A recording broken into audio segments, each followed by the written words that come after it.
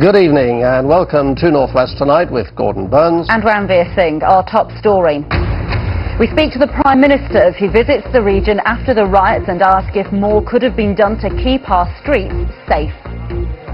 We also challenge him on today's stark warning from the Police Federation here, who say more cuts to police numbers will mean they won't be able to cope in future. If we lose another 1,000 police officers, which is what the government wants to do with these 20% cuts, I've got very real concerns whether we can cope with another situation like we found this week. Also tonight, jailed for targeting the driver of a luxury car, the thieves who stopped at nothing to get the keys. I felt a blow to my face, saw a gloved hand with a bar across it coming towards me. And Max Lonsdale was desperate for a career in professional football, so he created this DVD of his best bits. Find out what he then did with it later in the programme.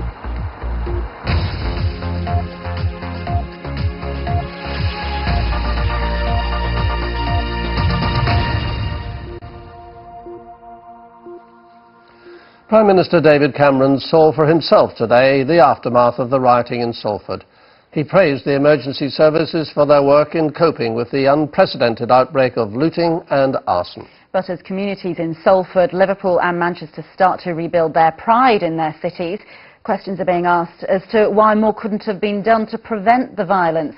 In a moment we'll have a full interview with the Prime Minister, but first our chief reporter Dave Guest, who's in Manchester city centre tonight.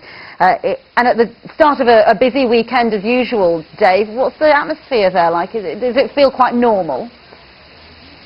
I have to say, Ranveer, yes it does. It feels like pretty much any other Friday night in the centre of Manchester. It is starting to rain though. But that business as usual message is one that the police and local businesses have been keen to promote. There can be no denying that the troubles early in the week did have an impact on the city. Numbers coming in on Wednesday, for instance, about half what you'd normally expect. However, tonight, many of the bars and clubs that closed earlier in the week have reopened, and people coming in here to enjoy themselves, no doubt reassured by this larger than normal police presence. And as you say, the Prime Minister David Cameron went up to Salford today to see for himself the effects of the rioting there. And there was a stark warning from police leaders that government cuts could undermine their efforts to control any future problems. Viewing the aftermath of anarchy, the Prime Minister is shown around what's left of the little supermarket in Salford, attacked during Tuesday's riot.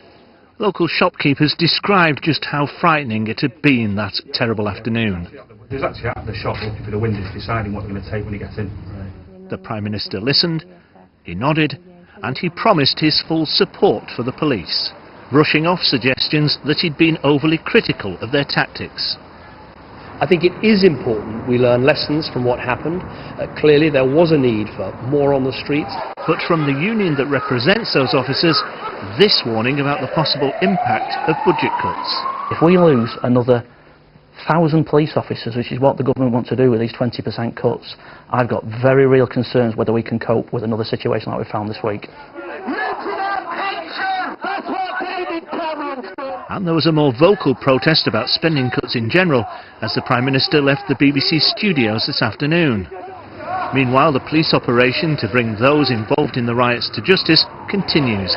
This 13-year-old among them. He admitted having a hammer strapped to his leg during the disturbances when he appeared at Manchester Magistrates Court. His mum had been unaware of what he was up to. I was sat at home. Did you know he was out on the street? No, I didn't. Meanwhile, another mum who'd had no idea what her son was up to on Tuesday evening was appalled to see pictures of him apparently trying to force open the shutter on a shop here at the Salford precinct. As soon as she saw those images, she marched the 15-year-old down to the local police station. To date, almost 300 people have been arrested on Merseyside and in Greater Manchester. Both police forces expect to make many more arrests. Well, Greater Manchester Police also today launched a Shop a Looter campaign by having electronic display boards of people who they want to trace after those disturbances earlier in the week. Over in Liverpool, meantime, where they've been recovering from their own problems, the Lord Mayor invited some of the volunteers who'd helped in the clean-up operation over to the Town Hall for a civic reception, wanting to give them a pat on the back for the public spirit that they'd shown. That's it now from Manchester City Centre. Back to you. Thank you very much, Dave Guest there. Well, earlier today, the Prime Minister came into this studio and following the complaints that police had held back while crimes were being committed, I asked him if those people who claim the police are no longer able to guarantee their protection in our city centres were right. I believe it's vitally important we get back to normality, and I think what we've seen in recent days is a huge increase in police numbers on our streets to give people that reassurance and that sense of safety. And I think it's very important we send out a message that Manchester is open for business, is open for shoppers, is open for tourists, and I hope people, ordinary law-abiding people, will return to this great city centre and have a night out, an evening out, and go shopping and all the other things they'd normally do. But they have that belief because of what they saw with their own eyes. Merseyside police were accused of not moving in quickly enough, but here in Manchester, the police stood back. They didn't go forward and arrest looters and vandals. They allowed the destruction to happen, and the police themselves admitted that they had underestimated the scale of the violence. Despite having seen what had happened in London in the last few days, they underestimated, and they were outnumbered. And that's what doesn't give people confidence in them. Of course, let's be fair to the police. They do a very difficult job on our behalf. They put themselves in harm's way to keep us safe. They faced a difficult situation, and they're the first ones to admit they needed more numbers on the streets more quickly, and the early tactics didn't work. But I think what we've seen in the last 2 days, they've got on top of the situation, they've reclaimed the streets, and I think it's very heartening to see just how many criminals are now going through our courts in quick time and being sentenced to prison. So I think people can know that the police are on top of the situation, and we can get back to what we want, which is a normal, functioning, great, successful, buzzing Manchester. But they were stretched, they were fully stretched, and over the next 4 years they're going to have to cope with heavily reduced forces, 900 less police officers in Manchester, 800 less in Merseyside, and of course Lancashire and Cheshire losing large numbers of police officers as well. And we are told by those police forces that this will affect the front line, and the Police Federation today in Greater Manchester said they're not going to be able to cope. Well, first of all, let's be clear about what we're asking the police to do, living inside what are tight budgets over the coming years, as every government department, as every family, as every business is having to do. We're asking the Greater Manchester Police to cope with an 8.6% cut in cash terms over the next 4 years. I think that is something they can do without reducing the visible policing that we all want to see. The Chief Constable, Peter Fahey, said previously that there are police officers in back office jobs, in IT, in HR, in other things that should be done by civilians, so we get the police on the front line. So I'm absolutely convinced we can do this with having visible policing and also being able, as we have over the last few days, to see a great surge in the police numbers on the streets. Because that is what left people feeling unsafe on Monday, was the fact that we didn't surge police numbers fast enough. They have now done that, and that's why I think people feel safer. Well, the chairman-elect of the Police Federation here in Greater Manchester was on our programme at lunchtime. I interviewed him, and although he didn't know I was going to interview you, he said there is no more slack to cut. He said the Prime Minister wants to come with me into any police station in Greater Manchester and see if there is any slack to cut. The first duty of any government, he says, is to preserve the safety of its citizens, and this government is failing. Well, I don't accept that and agree with it. Let me just give you one statistic. At any one time, there are only 12%, around 1 in 10, of police officers on the street. And so what we have to do is reform and modernise and improve the practices of policing. Very brave people, they do a brilliant job, but we can actually make sure we get more police on the streets. We put more into the teeth, if you like, and less into the tail. Nationwide, there are some 7,000 officers in back office jobs like IT and HR. That isn't right. So we do need to make changes so we can have the visible policing we all want to see.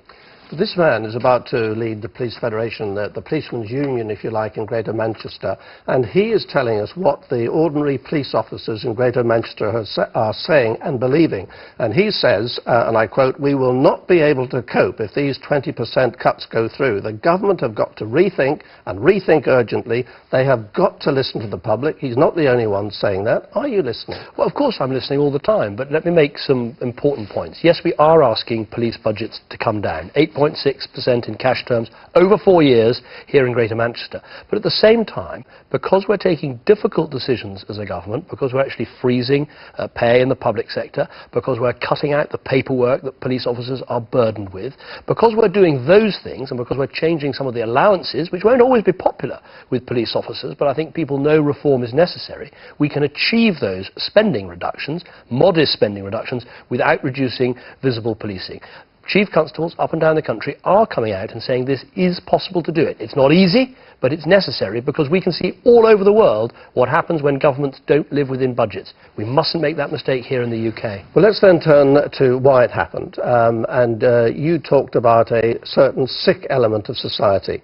Others might put it as an unequal society where the gap between rich and poor are getting greater and greedier, and the example is not being set from the top. Well, I think, frankly, there is simply no excuse for what we saw when you saw people going out and smashing down windows and stealing televisions and trainers and all the rest of it. It was criminality. And it's no good saying, well, I did that because it's an unequal society. There's simply no excuse for that sort of law breaking, and we shouldn't get into some sort of mushy relativist argument that says somehow it's okay. It's not okay. The vast majority of the British public agree it's not okay. I've been struck over the last few days, whether you're talking to black community leaders, police officers, firefighters, shopkeepers, members of the public, they're all saying the same thing. It was criminality. We mustn't put up with it. We mustn't excuse it. It needs to be punished. Now, of course, there are deeper things in our society we've got to get right. We've got to look at the level of family breakdown. We've got to look at the lack of discipline in schools. We've got to look at the fact that too many dads aren't there for their children. All of those things, yes, let's look at them, but let's not excuse what happened. Well, nobody's excusing what happened, but one of those youngsters caught up in the riots said, well, hang on, look at what we're looking out onto. He said, look at the bankers. He said, there they are, lining their pockets, as he said, ruining this country where other people have to pay, looting the economy, if you like. We see MPs, lots of MPs, on the make as well from their expenses, who are then allowed to pay it back. And then he said, we take what we want, and look what happens to us, and look at people lecturing us, they said, about morality. People who cheat in banking and who break an economy, they should be punished. MPs who cheat on their expenses should be punished. And there are MPs in prison today, and quite rightly so too. The example isn't being set from the top. Look, we need responsibility right through our country. Responsibility is the most important word in politics, but it can't be used as an excuse. That was law-breaking, that was looting, that was thieving. It's no good trying to blame that on someone else. All irresponsibility should be punished. There are MPs in prison, and a damn good thing too, excuse my language. But most of them were allowed to pay back what they had taken wrongly, whereas these people are being thrown into jail for what they did. Those MPs that broke the law were prosecuted and were sent to prison. These people, in terms of the looting, the pillaging, the violence that we saw, that was common or garden law-breaking. Law-breaking has to be punished. And I think one of the heartening things we're seeing now is because the courts have been sitting around the clock, we're actually seeing a much tighter timetable between getting your collar felt by a police officer, going to a police cell, appearing in front of a court, and then being sent to prison. And I hope one of the learnings of the last few days is if we can have that sort of speedy justice, as it were, this time, why can't we have speedy justice all of the time? Well, is it going to help when the leaders on this programme of the last couple of days, the leaders of Manchester City Council and Salford City Council say, look, if you are caught being involved in any way in this rioting and in this looting, any single member of your family, we will throw you out of your council houses. Well, I think that is helpful, frankly, because we've got to find ways of enforcing responsibility in our society. Now, look, if you live in a council house, you're getting a house at a discount from what other people have to pay, and so with that should come some responsibilities.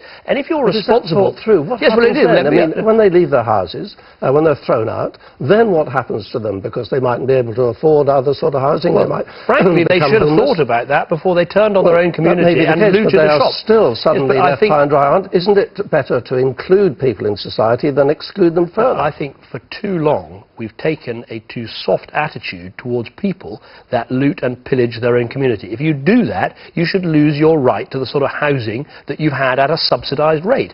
Now, obviously, that will mean they've got to be housed somewhere else and they'll have to find housing in the private sector. That will be tougher for them, but they should have thought about that before they started burgling. The other point I'd make is this, and I was in Salford with Hazel Blears earlier, in some cases it may actually help break up some of the criminal networks on some housing estates if some of these people are thrown out of their houses, and I think quite right too. Prime Minister, thank you very much. Thank you.